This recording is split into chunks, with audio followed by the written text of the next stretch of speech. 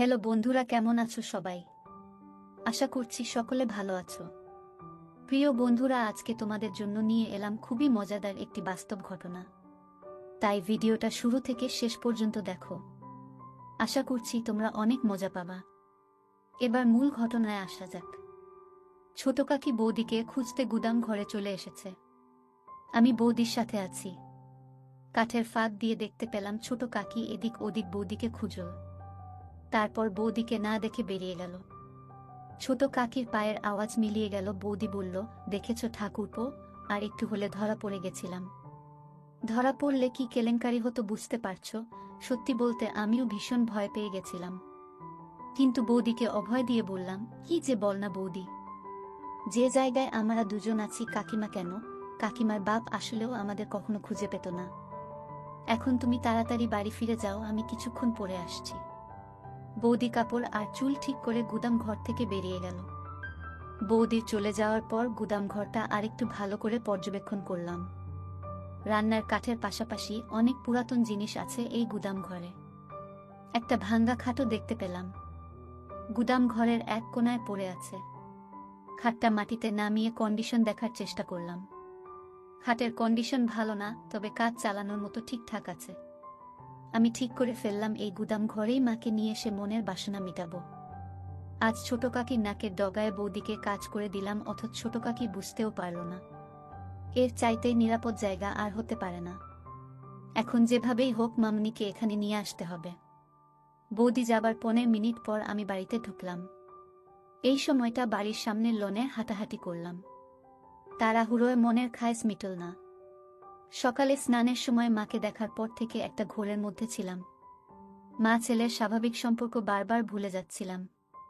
পূজনীয় মাকে এক অপ্সরা নারী ছাড়া কিছুই চিন্তা করতে পারছিলাম না। নিজেকে থামাবার শত চেষ্টা যেন বিফল হয়ে যাচ্ছিল বারবার। আজ সকালে বড় কাকার কিছু অতিথি আসার কথা ছিল। সকাল পেরিয়ে দুপুর হলেও তাদের কোনো খবর নেই। দুপুরের শেষ দিকে মা আর নোলক দিদিকে পুকুর ঘাটে গোসল করতে দেখলাম। মা যখন পুকুর ঘাট থেকে উঠে এলো তখন আমি চিলেকোঠায় বসা। তাদের সম্পূর্ণ স্নান দেখে মনের মধ্যে তীব্র বাসনা জাগতে থাকে। রাতে সবার সাথে খেতে বসলাম। আমাদের খাওয়া মাঝামাঝি হলে শুনতে পাই কিছু অতিথি এসেছে। বড় কাকার যে বিজনেস পার্টনারদের আজ সকালে দেখা করার কথা ছিল, এরা হলেন তারা।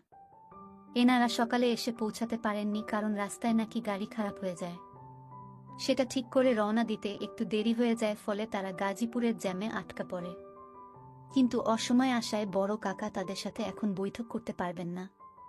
তাদের জন্য আজ রাতে থাকা খাওয়ার ব্যবস্থা করতে বললেন। কাজ হবে সকালে। অনাকাঙ্ক্ষিত এই অতিথিদের থাকার ব্যবস্থা করতে গিয়ে একটা ঘর কম পড়ে গেল। ঠিক হলো আজ রাতের জন্য আমি অন্য কোনো ঘরে ঘুমাবো। আমি মনে মনে মামনি বা বৌদির সাথে ঘুমানোর প্রার্থনা করতে থাকলাম। কিন্তু শুনতে পাই মা আর আমাকে এক ঘরে থাকতে হবে। খাওয়া শেষ করে রাত কাঁচা থাকতে আমি ঘরে চলে গেলাম। নিজেকে স্বাভাবিক রাখার চেষ্টা করছিলাম। কোনোভাবেই নিজের ভেতর ওসব জাগতে দিতে চাচ্ছিলাম না। মায়ের সাথে আগে অনেক থেকেছি, ঘুমিয়েছি অনেক রাত, তবে আজ রাতের ব্যাপার আলাদা। জ্বরের রাতের পর থেকে কিছু একটা বদলে গেছে আমার ভেতরে। স্বাভাবিক সম্পর্ক চিন্তা করতে পারছি না কেন যেন। মা হাতের কাজ শেষ করে ঘন্টা খানেক পর ঘরে আসলো। আমি মোবাইল ঘাঁটছিলাম। মা এসে কাপড় নিয়ে বাথরুমে চলে গেল। কিছুক্ষণ পর একটা নতুন শাড়ি পরে বের হলো। মায়ের রূপ দেখে আমার নিজের উপর নিয়ন্ত্রণ রাখা আরো কঠিন হয়ে পড়ে। নিজের ভেতরের এক পাশবিক পুরুষ সত্তা জেগে উঠতে থাকে। সে সত্তা মায়ের রূপের মধু আমার চোখ দিয়ে নিংড়ে নিতে থাকে। সন্তান সত্তা আর পুরুষ সত্তার ভেতর এক যুদ্ধ চলতে থাকে। আমার হাতে মোবাইল দেখে মা বলল, রাত জেগে আর মোবাইলে ঘাটিস না, ঘুমিয়ে পড়ো। নতুন শাড়িতে মাকে অসম্ভব সুন্দরী লাগছিল। কিন্তু এ সময় শাড়ি বদলানোর কারণ বুঝতে না পেরে মাকে প্রশ্ন করি, এ সময় শাড়ি বদলাতে গেলে যে? আর বলিস না, তোর বড় কাকি থালা বাসন ধুতে গিয়ে শাড়িতে তরকারি ফেলে দিল। ওই শাড়ি তো আর পরে থাকতে পারি না। এই শাড়িতে তোমাকে অনেক সুন্দর লাগছে মা। ওমা, তাই নাকি? এটা তো অনেক পুরাতন শাড়ি। শাড়িটা কে পরেছে দেখতে হবে না? আমার মা তো বিশ্বের সেরা সুন্দরী। তোমাকে সব কাপড়েই সুন্দর লাগে। মা পাশে এসে বসল আজ হঠাৎ মাকে এত সুন্দরী লাগছে কেন? কোনো মতলব আছে নাকি? মতলব আছে, এবং সেটা খুব ঘৃণিত। আমি পেটের কথা পেটে রেখে বললাম, কি মতলব থাকতে পারে তুমিই বলো। সেটা তুই ভালো জানিস বাপু। দেখি আমাকে শুতে দে। সারাদিন হাড়ভাঙ্গা খাটুনি গেছে। হ্যাঁ, সে তো হবেই। বাড়িতে যতজন লোক সবার জন্য রান্নার কাজ করতেই তো বেলা শেষ হয়ে যায়। চাকরের কি দরকার? নিজেরাই তো সব কাজ নিতে পারি। হ্যাঁ, তাই তো। বউগুলোকে বিনে পয়সায় চাকরের মতো খাটাতে পারলে তো কাকাদের লাভই। তুই কাকাদের উপর খেপলি কেন রে? খেপলাম কোথায়? তোমার পা টিপে দেব মা? ওমা, আমার ছেলের সুমতি হলো দেখছি। এই তুই সত্যি করে মতলবটা বলতো।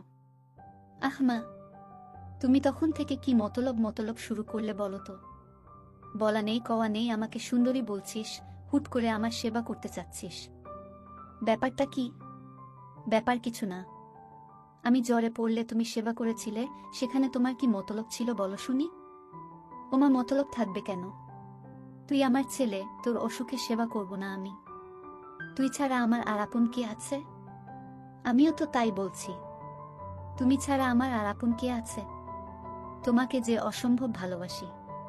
মা ইমোশনাল হয়ে পড়ে আমার কথা শুনে আমাকে ধরে কাঁদতে শুরু করে। মায়ের ছোঁয়া পেয়ে এ সময় পরাজিত হয় আমার সন্তান সত্তা। তখন আমি এক অন্য আমি হয়ে যাই। তীব্র লালসায় মাকে ধরি। কিছুক্ষণ পর মা আমাকে ছেড়ে দিয়ে আমার কপালে, গালে হামি দিতে থাকে। মায়ের চোখে কান্নার জল। আমি হাত দিয়ে মায়ের চোখের পানি মুছে দেই। মাকে বলি, তোমার জন্য আমি আছি মা। তোমার কোনো ভয় নেই, কোনো দুঃখ নেই। তোমার সব চাওয়া পাওয়া আমি পূরণ করে দেব। মা হাসার চেষ্টা করে বলল, আমার ছেলে দেখি বড় হয়ে গেছে। মায়ের দুঃখ কষ্ট বুঝতে শিখেছে। কিন্তু আমার কোনো ভয় নেই, দুঃখ নেই। আর নতুন করে চাওয়া পাওয়ারই বাকি থাকতে পারে। আমি গম্ভীর হয়ে মায়ের হাত ধরে বললাম, তুমি সব সময় মানিয়ে নিয়েছ। বাবা তোমার প্রতি দিনের পর দিন যে অবিচার করেছে তা আর কেউ না জানুক, আমি জানি। আমার কাছে লুকানোর কিছু নেই। মা বিব্রত হয়ে আমার হাত ছাড়িয়ে নিয়ে বলল, তোর বাবা আমার সাথে কি অবিচার করল? সংসারে একটু আধটু মনোমালিন্য হবে, এটাই তো স্বাভাবিক। তোর বাবা একটু রাগী জানি, কিন্তু সে মানুষ খারাপ না। আমি মায়ের একটা গালে হাত দিয়ে বললাম, আমার জন্মের পরে বাবা তোমাকে ছুঁয়ে দেখেছে কি আদৌ? দিনের পর দিন তুমি বাবাকে পাবার জন্য বিছানায় ছটফট করতে, মা লজ্জা পেয়ে যায় আমার লাগামহীন নির্লজ্জ কথা শুনে। গাল থেকে আমার হাত ঝটকা মেরে ছাড়িয়ে আমাকে ধমক দিয়ে বলে, কি সব আজেবাজে কথা বলছিস? তোর মুখে কি লাগাম নেই? মায়ের সাথে কিভাবে কথা বলতে হয় ভুলে গেছিস? আমি মায়ের দুই বাহু শক্ত করে ধরে মাকে বললাম, আজেবাজে কথা না মা। আমি যা বলছি তা এক বিন্দু মিথ্যা নয়। তুমি আমায় ছুঁয়ে বলো আমি ভুল বলছি। একথা বলে মায়ের একটা হাত আমার মাথায় রাখলাম। মা আমার মাথা থেকে হাত সরিয়ে নিয়ে বলল, তুই এসব কি শুরু করলি? আমি মায়ের হাত আবারও মাথায় নিয়ে এসে বললাম, আমার দিবি, বলো আমি ভুল বলছি। মা মুখ নিচু করে চোখের জল ফেলতে থাকো। আমি মায়ের আরো কাছে এসে বসলাম। দু হাতে মায়ের গাল ধরে মায়ের মুখ উঁচু করলাম। মায়ের চোখের জল আঙ্গুল দিয়ে মুছে দিয়ে মায়ের কপালে হামি দিলাম। মায়ের কপালে আমার কপাল ঠেকিয়ে বললাম, আমি আর তোমার ছোট হিমেল নেই মা। আমি তোমার দুঃখ দূর করার মতো যথেষ্ট বড় হয়েছি। আমি তোমাকে আর কখনো বাবার অভাব বুঝতে দেব না। কথা দিলাম তোমাকে। মা আমার দিকে বিস্ময়ে তাকিয়ে বলল, তুই কি বলতে চাচ্ছিস? তোর বাবা কিসের অভাব রেখেছে? আর তুই বাবার কোনো অভাব পূরণ করবি? এই অভাব, বলে আমি একটা হামি দিলাম। মা ঘটনা আকস্মিকতায় স্তব্ধ হয়ে যায়। যখন বুঝতে পারে আমি কি করছি, তখন আমাকে দু হাতে ধাক্কা দিয়ে ঠেলে সরিয়ে দেয়। তুই এটা কি করলি? তুই কি জেনে বুঝে করছিস? তুই পাগল হয়ে গেছিস। মা তার চেহারা দু হাত দিয়ে ঢেকে কাঁদতে লাগলো। একটু পর মুখ তুলে আমার দিকে রক্তবর্ণ চোখ করে বলতে লাগলো, দূর হ আমার চোখের সামনে থেকে। তোর মতো কুলাঙ্গার জন্ম দেওয়ার আগে আমার মরণ হলো না কেন? যদি জানতাম তুই বড় হয়ে এ কাজ করবি, তাহলে তোকে ছোটবেলাতেই গলা। মা কথা শেষ করার আগেই আমি মাকে আবার একটা দেই। আমি তোমাকে ভালোবাসি মা, অনেক ভালোবাসি। তুমি দিনের পর দিন বাবার অভাব অনুভব করেছ। গভীর রাতে তুমি আমাকে ধরেছ, কিন্তু মা হয়ে ছেলের সাথে সম্পর্কে জড়াতে পারোনি। আমি ছোট ছিলাম বলে তুমি মেটাতে পারোনি শরীরের ক্ষুধা। মা আমার কথা শুনে বলে, তুই এসব কি বলছিস? আমি তো মা।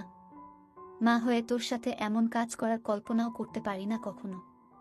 মায়ের কানে মুখ রেখে বললাম, আমাদের মা ছেলে সম্পর্কের বাইরেও একটা পরিচয় আছে মা। আমি পুরুষ আর তুমি নারী। তুমি এতদিন নিজেকে সমত রেখেছ, নিজেকে সতী প্রমাণ করার চেষ্টা করেছ, কিন্তু কার জন্য? যে লোকটা তোমাকে মানুষ বলে গণ্য করে না তার জন্য। তুমি যদি নিজের জন্য একবার হলেও ভাবতে, তাহলে আজ তোমার জীবনে এত দুঃখ থাকতো না, কখনো এত অবহেলায় থাকতে হতো না। মা আমার বুকে মাথা লুকিয়ে বলতে থাকে, কিন্তু তুই আমার ছেলে, আমি কখনো এত বড় পাপ করতে পারবো না। আমাকে ছেড়ে দে তুই। আমি নিজেকে আটকাতে পারছি না মা। তোমার পরশ পেয়ে আমি পাগল হয়ে গেছি। তুমি অপরূপ সুন্দরী। তোমার মায়া আমাকে পাগল করে দিচ্ছে। মা বলল, তুই এমন করিস না, তোর পায়ে পড়ি। আমাকে এত বড় পাপের ভাগিদার করিস না তুই। আমি তোর বিয়ের ব্যবস্থা করে দিব। আমি হাত বুলাতে লাগলাম। সমাজ, সংসার, ধর্মের ভয়ে এই নিষিদ্ধ সম্পর্কে জড়ানো থেকে মন প্রাণ দিয়ে নিজেকে আটকাতে চাইছে মা। কিন্তু আমি জানি দেহের ক্ষুধার কাছে মনের বাধা এক অনুপরিমাণ বাধা দিতে পারবে না। মাকে সবসময় পূজনী দেবীর সাথে তুলনা করে এসেছি, আজ এই দেবীর সাথে এমন ঘৃণিত কাজ করতে আমার বিবেকেও বাধছে। কিন্তু ওই যে দেহের ক্ষুধার কাছে পরাজয় হয়েছে বিবেকের। মা চোখ বন্ধ করে আছে, চোখে পানির রেখা ছাপ ফেলে গেছে। মায়ের নাকের ফুল ঘন ঘন ছোট বড় হচ্ছে। আমি মায়ের চিবুক ধরে মুখ উঁচু করে ধরলাম। মা চোখ খুলল না, ঘন ঘন নিঃশ্বাস নিতে থাকল। মায়ের বিছানার পাশের টেবিলে সিঁদুরের কৌটা দেখতে পেলাম। এক হাতে কৌটাটা তুলে নিলাম। কৌটা থেকে সিঁদুর নিয়ে মায়ের ফাঁকা সিথিতে পরিয়ে দিতেই মা চোখ খুলে ফেলে। হিমেল, বাবা তুই কি করছিস এসব? সিঁদুর পরিয়ে দিলি আমায়, আর কোনো সংকোচ নয় মা। তোমায় সিঁদুর পরিয়ে নিজের বউ করে নিলাম। সিঁদুর পরালেই কেউ বউ হয় না। সমাজের সামনে অগ্নিকে সাক্ষী করে 7 পাক ঘুরতে হয়, আজীবন সাথে থাকার প্রতিজ্ঞা করতে হয়। তুই আমাকে নিয়ে যা করতে চাচ্ছিস সেটা পাপ। তোকে বাধা দেবার ক্ষমতা আমার নেই। এ পাপ তুই করিস না বাপ আমার। আমাকে আর অসতী করিস না। আমি শাড়ির আঁচল তুলে মায়ের মাথায় ঘুমটা দিয়ে দিলাম। মার চোখ অশ্রুতে টলটল করছে। আমি মাকে বললাম, তুমি আদর্শ মা, আদর্শ বউ। কিন্তু বাবা তোমার আদর্শ স্বামী হতে পারেনি। যে সমাজ এতদিন তোমাকে উপেক্ষিত করে দেখেছে, আমি মানি সে সমাজের নিয়ম। ঘরে জ্বলতে থাকা মাটির প্রদীপটা মেঝেতে রাখলাম। মাকে বিছানা থেকে নামিয়ে হাত ধরে প্রদীপের চারপাশে 7 পাক ঘুরলাম। তারপর আমার গলা থেকে সোনার চেনটা খুলে মায়ের গলায় পরিয়ে দিলাম। প্রদীপ হাতে তুলে নিয়ে তার শিখার উপর হাত রেখে বললাম, এই অগ্নির শপথ নিয়ে বলছি, আমি আদর্শ ছেলের মতো তোমাকে সব দুঃখ কষ্ট থেকে দূরে সরিয়ে রাখব। তোমার উপর কোনো অবিচার হতে দেব না। আমি আজ থেকে তোমাকে আমার সহধর্মিনীর মর্যাদা দিলাম। এরপর মাকে বললাম, অগ্নিকে সাক্ষী করে 7 পাক ঘুরেছি, মঙ্গলসূত্র পরিয়ে দিয়েছি। এবার আর কোনো দ্বিধা নয় মা। শাস্ত্রমতে তুমি আজ থেকে আমার বিয়ে করা বউ। মায়ের চোখ বেয়ে জল গড়ে পড়তে থাকল। নিজের বিবেকের সাথে মা এখনো সন্ধি করতে পারছে না। আবার ভালোবাসার কাঙ্গালিনী মায়ের প্রতি আমার ভালোবাসাকে ফেলেও দিতে পারছে না।